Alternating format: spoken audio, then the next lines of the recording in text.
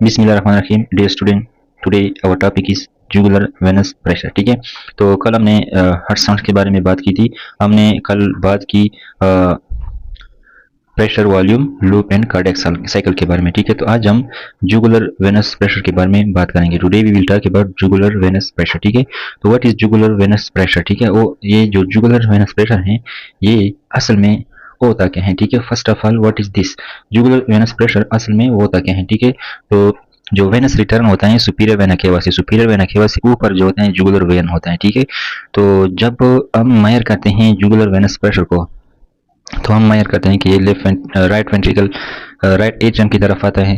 ठीक है, तो राइट एट्रियम से फिर राइट वेंट्रिकल की तरफ ब्लड जाते हैं। तो कुछ ऐसे कंडीशन होते हैं जो jugular venous pressure, superior vena cava और फिर राइट एट्रियम और राइट वेंट्रिकल यहाँ पे ब्लॉक की जा जाती हैं, तो जीवीपी जो है इंक्रीज हो जाती है या एब्सेंट हो जाता है। ठीक है, तो let's say this is heart right side of the heart, ये है राइट एट्रियम। ठीक है, हमारे पास राइट एट्रियम, ये है राइट वेंट्रिकल और ये है पल्मोनरी आर्टरी। ठीक है, तो राइट एट्रियम जो है इसको ऊपर से ये है सुपीरियर वेना केवा। ठीक है, सुपीरियर वेना केवा से ऊपर हमारे पास क्या है? Jugular vein. लेट्स से फर्ज करें ये क्या है? जुगुलर वेन है। ठीक है, जुगुलर वेन है। अब इसके अंदर जो प्रेशर होता है इसको कहते हैं जुगुलर वेनस प्रेशर। तो जब हम इसको मेजर करते हैं तो इसका हम बोलते हैं जुगुलर वेनस प्रेशर। ठीक है, अब जुगुलर वेनस प्रेशर के डिफरेंट हमारे पास वेव्स होते हैं। ठीक है, waves. Let's say for example first wave is atrial A wave, that is a wave. ठीक है, ए वेव होता है फर्स्ट से। ए वेव क्या होता है कि this is a wave which is produce जब एट्रियल कंट्रैक्शन होता है। ठीक है, यानी जब एट्रिया कंट्रैक्ट करता है यहाँ पे, let's say when atria contract, तो इस वजह से जुगुलर वेनस प्रेशर जो होता है बढ़ जाता है। ठीक है, जब एट्रिया कंट्रैक्ट करते हैं तो जीवीपी पीछे से बढ़ जाती है। ठीक है, तो इसको कहते हैं ए वेव। इस वजह से जो वेव प्रोड्यूस होते हैं इसको क्या बोलते हैं? A wave, that is a wave. Now it is prominent, ये क्या होते हैं? ज्यादा प्रोमिनेंट होती है एट्रियो वेंट्रिकुलर डिसोसिएशन। ठीक है, जब हमारे पास क्या होते हैं एट्रिया और वेंट्रिकल इस टाइम पे क्या करते हैं? कंट्रैक्ट करते हैं। तो जब एट्रिया कंट्रैक्ट करते हैं तो नॉर्मली जब एट्रिया कंट्रैक्ट करते हैं तो वेंट्रिकल के अंदर ब्लड जाता है। ठीक है, लेकिन जब हमारे पास एट्रियो वेंट्रिकुलर डिसोसिएशन होती है तो उसमें एट्रिया और वेंट्रिकल जो हैं एक दूसरे के कोऑर्डिनेटिवली का कंट्रैक्शन नहीं करता है और एक ऐसा फेज आ जाता है जहाँ पर एट्रिया और वेंट्रिकल एक टाइम पे कंट्रैक्ट करते हैं। ठीक है, तो राइट एट्रियम और वेंट्रिकल का प्रेशर बढ़ जाता है एक टाइम पे और इस वजह से जीवीपी जो होते हैं ज्यादा बढ़ जाती है। फिर असल में यहाँ पे नहीं लिखा है लेकिन इसमें हमारे पास एक होता है लार्ज ए वेव। ठीक है, एक क्या होता है? Large A wave. One is large A wave. ठीक है, large A wave which is a wave which is more than normal. ठीक है, और ये कुछ कंडीशन है जिनमें लार्ज ए वेव जो है प्रोड्यूस होती हैं, जैसे कि हमारे पास ट्राइकास्पिड स्टेनोसिस है। ठीक है, ट्राइकास्पिड स्टेनोसिस में ये प्रोड्यूस होती हैं और इसमें होता है कि ट्राइकास्पिड वाल जो होता है वो स्टीनोस हो जाते हैं। तो जब राइट एट्रिया कंट्रैक्ट होता है तो इसमें ब्लड राइट वेंट्रिकल की तरफ नहीं जाता नॉर्मली या लेस देन नॉर्मल, तो इस वजह से जीवीपी जो है बढ़ती हैं। इसके अलावा जो है पल्मोनरी स्टेनोसिस भी हैं जहाँ पे प्रेशर जो होता है लेफ्ट एट्रिया राइट एट्रिया से जब राइट वेंट्रिकल में जाता है ना तो राइट वेंट्रिकल से आगे पल्मोनरी आर्टरी में नहीं जाता, तो इस वजह से पीछे से राइट वेंट्रिकल और फिर राइट एट्रियम में प्रेशर बढ़ जाते हैं और फिर जुगुलर वेनस में प्रेशर बढ़ जाते हैं, तो इस वजह से हे वेव जो होता है वो ज्यादा प्रोड्यूस होती हैं।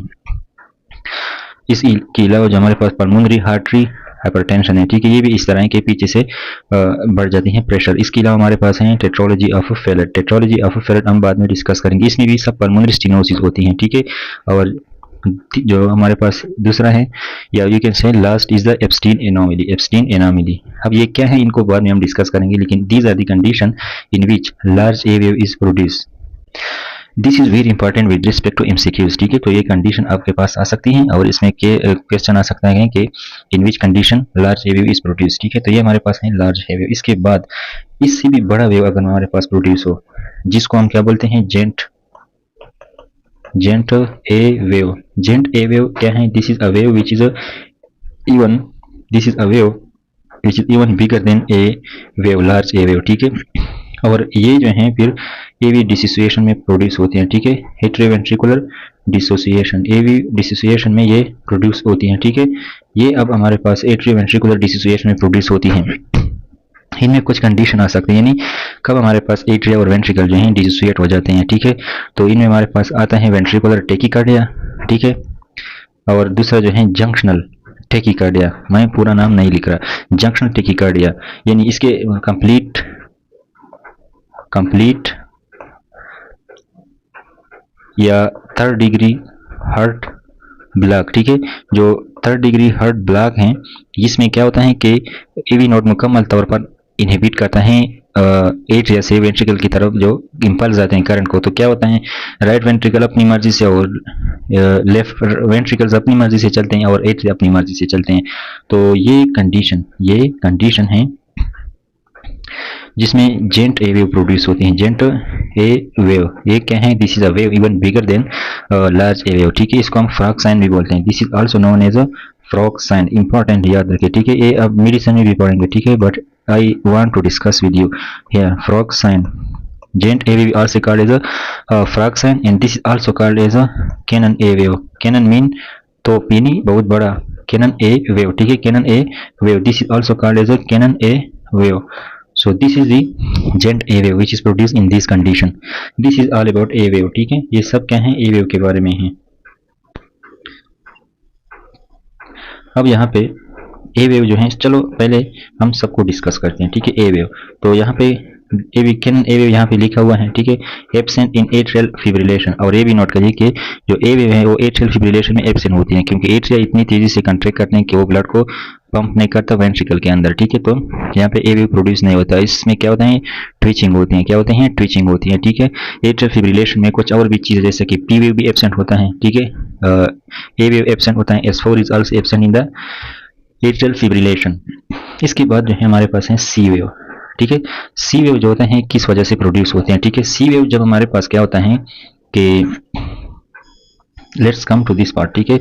सी वेव प्रोड्यूस होता है जब राइट वेंट्रिकल कंट्रैक्ट हो जाते हैं, ठीक है, right ventricular contraction, right ventricle contract हो जाती हैं और क्या होते हैं, ट्राइकस्पिड वाल जो होते हैं वो क्लोज होते हैं, बल्जिंग होती है इसकी राइट एट्रियम के अंदर, ठीक है। लेट्स फॉर एग्जांपल ये क्या है, राइट वेंट्रिकल है। जब राइट वेंट्रिकल कंट्रैक्ट होता है, ठीक है, जब राइट वेंट्रिकल कंट्रैक्ट होता है, ठीक है, तो ये क्या करता है, इसको बंद करता है, ठीक है, राइट ट्राइकस्पिड वाल को बंद करता है, ठीक है। तो जब वो पल्मोनरी वाल जो है ये भी बंद है अब, तो इस वजह से क्या हो जाता है कि राइट वेंट्रिकुलर कंट्रैक्शन की वजह से, because of the contraction of the right ventricle, what actually happen, pressure come on the tricuspid वाल इन दिस cause upperward और bulging of the tricuspid wall, तो tricuspid wall की bulging हो जाती है और यहाँ पे प्रेशर बढ़ जाता है, and this pressure transmit to the jugular vein, and this is called as a jugular vein pressure, and this is called as a C wave. इसको क्या बोलते हैं, C वेव, ठीक है। C वेव किस वजह से प्रोड्यूस होती है, वेंट्रिकल की कंट्रैक्शन की वजह से।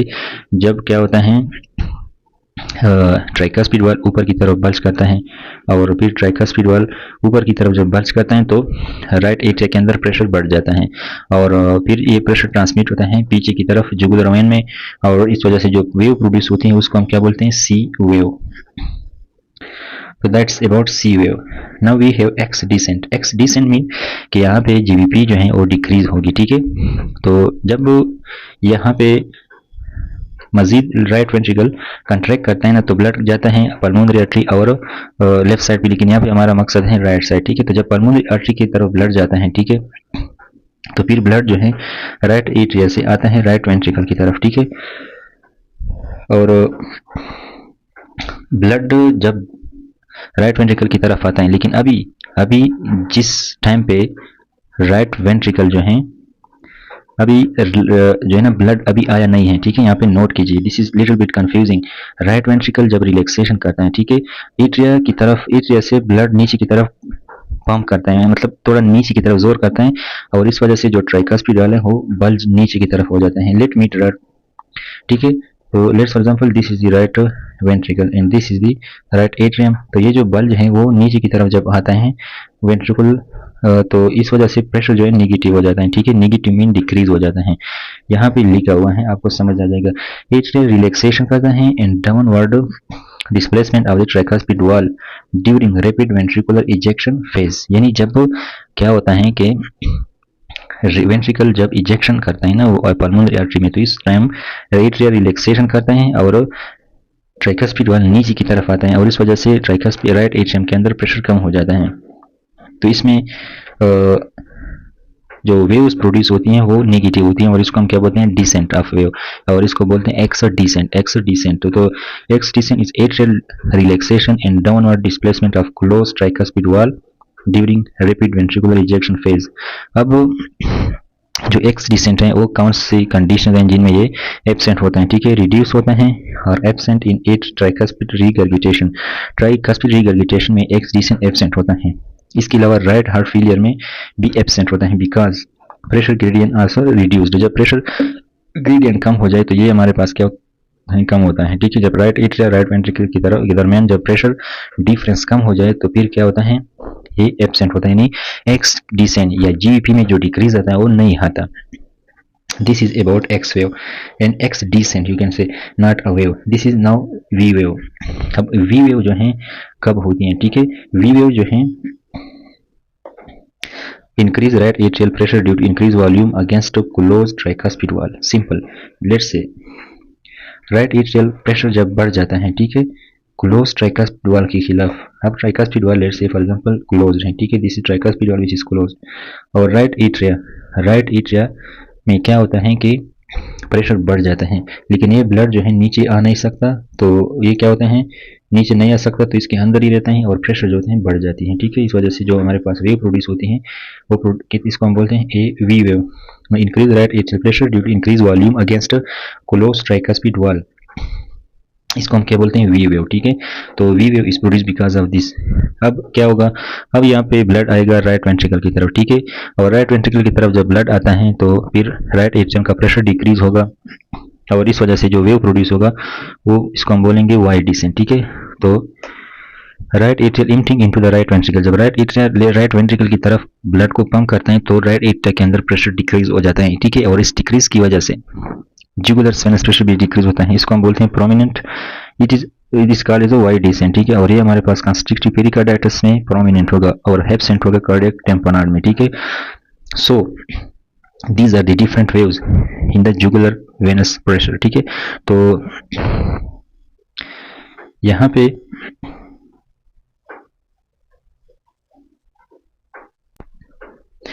ये जो ग्राफ दिखाया गया है यहाँ पे, इस ग्राफ में यहाँ पे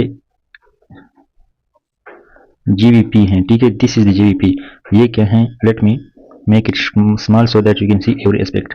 दिस इज एट्रियल सिस्टोल, ये एट्रियल सिस्टोल है, यहाँ पे देख ले atrial systole, this is the atrial systole. Atria contract करता है और इस वजह से एट्रिया के अंदर प्रेशर बढ़ता है और ए वेव प्रोड्यूस होते हैं, ठीक है, this cause the production of A wave year. फिर आइसोवॉल्यूमेट्रिक रिलैक्सेशन कंट्रैक्शन हो जाती है, ठीक है, हमने पढ़ा है कि आइसोवॉल्यूमेट्रिक कंट्रैक्शन क्या होती है। आइसोवॉल्यूमेट्रिक कंट्रैक्शन तब होती है जब पल्मोनरी आर्टरी क्लोज हो और ट्राइकस्पिड वॉल्व भी क्लोज हो, ठीक है। तो ये वो कंडीशन है, ठीक है, ट्राइकस्पिड वॉल्व भी क्लोज है। इसके बाद रिपीट इजेक्शन कब होती है, जब ब्लड पंप हो जाते हैं लेफ्ट और राइट वेंट्रिकल से अयोर्टा और पल्मोनरी आर्टरी के साइड पे, ठीक है।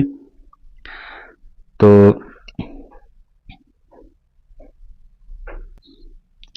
फिर क्या होता है, हमारे पास सी वेव प्रोड्यूस होती है, ठीक है। सी वेव हमने पढ़ा है कि कब होता है, जब राइट वेंट्रिकल कंट्रैक्ट हो जाती है और ट्राइकस्पिड वॉल्व जो होते हैं क्लोज होते हैं। फिर हमने पढ़ा एक्स डिसेंट जिसमें डिक्रीज आ जाती है, ठीक है, और फिर हमने वी वेव पढ़ा, फिर हमने वाई डिसेंट पढ़ा, ठीक है। तो ये हमारे पास क्या है, इसके अलावा ये वेंट्रिकुलर वॉल्यूम है, वेंट्रिकुलर का वॉल्यूम किस तरह चेंज हो जाता है, ठीक है, with respect to these parameters, ठीक है। जैसे कि एट्रियल सिस्टोल है, जब एट्रिया कंट्रैक्ट होता है, ठीक है, तो एट्रिया कंट्रैक्ट के दौरान लेट्स फॉर एग्जांपल हमारे पास राइट वेंट्रिकल का वॉल्यूम इतना है, आइसोवॉल्यूमेट्रिक कंट्रैक्शन होती है। फिर क्या होता है, आइसोवॉल्यूमेट्रिक कंट्रैक्शन में प्रेशर इतना ज़्यादा नहीं बढ़ता। फिर जब रिपीट इजेक्शन होती है तो प्रेशर क्या होता है, डिक्रीज आता है, वेंट्रिकल का प्रेशर कम होता है। फिर क्या होता है, रिड्यूस इजेक्शन होती है, ये मतलब डायस्टोल का आखिरी ऐसा होता है। फिर भी हमारे पास प्रेशर में डिक्रीज आता है, सॉरी वॉल्यूम में, राइट वेंट्रिकल या लेफ्ट वेंट्रिकल का जो वॉल्यूम है, क्योंकि यहाँ पे डायसिस्टोल है। फिर क्या होता है, आइसोवॉल्यूमेट्रिक रिलैक्सेशन, यानी डायस्टोल स्टार्ट होता है। आइसोवॉल्यूमेट्रिक रिलैक्सेशन में क्या होता है कि ventricle are going to dilate, लेकिन अभी तक जो pulmonary artery tricuspid valve close हैं, लेकिन अभी तक ट्राइकस्पिड और मिटरनल ओपन नहीं है। तो इसमें क्या होता है, वॉल्यूम सेम होता है लेकिन प्रेशर जो है डिक्रीज होता है, ठीक है। तो आइसोवॉल्यूमेट्रिक रिलैक्सेशन में वॉल्यूम सेम होता है। फिर क्या होता है, रिपीट फीलिंग होती है, यानी राइट एट्रियम से या लेफ्ट एट्रियम से प्रेशर आती है वेंट्रिकल की तरफ से, जब प्रेशर लेफ्ट वेंट्रिकल की तरफ आती है तो फिर क्या होता है, वॉल्यूम बढ़ जाता है, ठीक है। तो जब वॉल्यूम बढ़ जाते हैं और यहाँ पे वाई वेव भी प्रोड्यूस होती है। वाई वेव का क्या मतलब होता है, ठीक है ना, कि जब फीलिंग होती है राइट एट्रियम से राइट वेंट्रिकल की तरफ।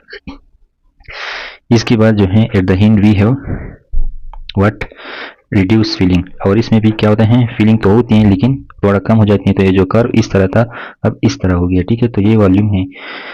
अब यहाँ पर है हार्ट साउंड्स, ठीक है, हार्ट साउंड्स। हमारे पास जो हार्ट साउंड्स हैं S4, सबसे पहले यहाँ पे आते हैं S1 की तरफ, ठीक है। S1 कब प्रोड्यूस होता है, जब मीट्रल और ट्राइकस्पिड वाल्व क्लोज हो जाए। तो जब दोनों क्लोज हो जाए तो इस वजह से क्या होता है, S1 प्रोड्यूस होती है। फिर हमारे पास S2 है। S2 कब प्रोड्यूस होता है, जब आयोटिक और पल्मोनरी आर्टरी क्लोज हो, तो ये आइसोवॉल्यूमेट्रिक रिलैक्सेशन में क्लोज होती है ना। फिर S3 जो होती है कब प्रोड्यूस होती है, रिपीट फीलिंग जब होती है, यानी एट्रिया जब कंट्रैक्ट होता है S3। और S4 कब प्रोड्यूस होती है, जब स्लो फीलिंग होती है, ठीक है।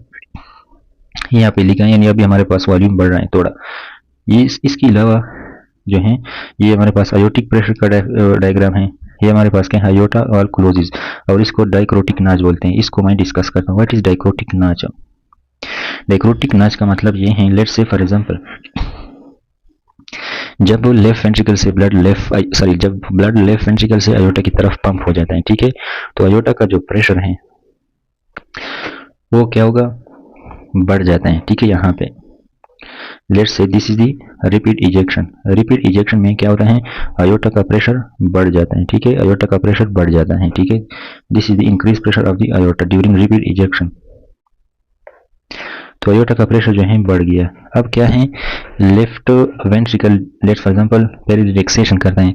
अब आयोटिक वाल्व जब क्लोज हो जाता है ना, तो फिर क्या होता है, इस तरह ब्लड लेट्स फॉर एग्जांपल अब प्रेशर कम हो रहे हैं लेकिन एक टाइम पे डाइक्रोटिक नाच प्रोड्यूस होते हैं। इसका मतलब यह है कि जब आयोटिक वाल्व क्लोज हो जाए तो पंपिंग ब्लड जो वापस लेफ्ट वेंट्रिकल की तरफ आता है, यहाँ पे एक उसको दचका लगता है और ये आयोटिक प्रेशर को थोड़ी टाइम के लिए इंक्रीज करते हैं। जो लेफ्ट वेंट्रिकल डायलेटेशन होती है उस दौरान जब आयोटा से दोबारा वापस ब्लड आता है ना, और वो ब्लॉक हो जाती है आयोटिक वाल्व की वजह से, तो जो है एक दचका कहते हैं, धक्का कहते हैं आयोटिक वाल्व से। तो इस वजह से वो आयोटिक प्रेशर जो है इंक्रीज हो जाती है और इसको हम क्या बोलते हैं, डाइक्रोटिक नाच, ठीक है। इसके बाद फिर जो है प्रेशर थोड़ी सी डिक्रीज हो जाती है। तो ये क्या है, आयोटिक प्रेशर है, ठीक है। इसके अलावा ये क्या है, लेफ्ट एट्रियल प्रेशर है, ठीक है। तो ये हमारे पास क्या है, लेफ्ट वेंट्रिकुलर प्रेशर है, ठीक है। तो these are all about pressure in their diagrams, ठीक है। यहाँ पे क्या लिखा है, ECG भी ड्रा किया है, ठीक है। यहाँ पे P वेव है, Q वेव है, R वेव है, ठीक है। लेकिन हम इसको बाद में डिस्कस करेंगे, ठीक है, कि ये किन किन चीज़ों की वजह से प्रोड्यूस होती हैं। तो ये हमारे पास क्या है, ये वाला टॉपिक है, GBP है, ठीक है। अब इसके अलावा हमारे पास और भी कंडीशन है। अब देखिए let's for example let's talk some general points.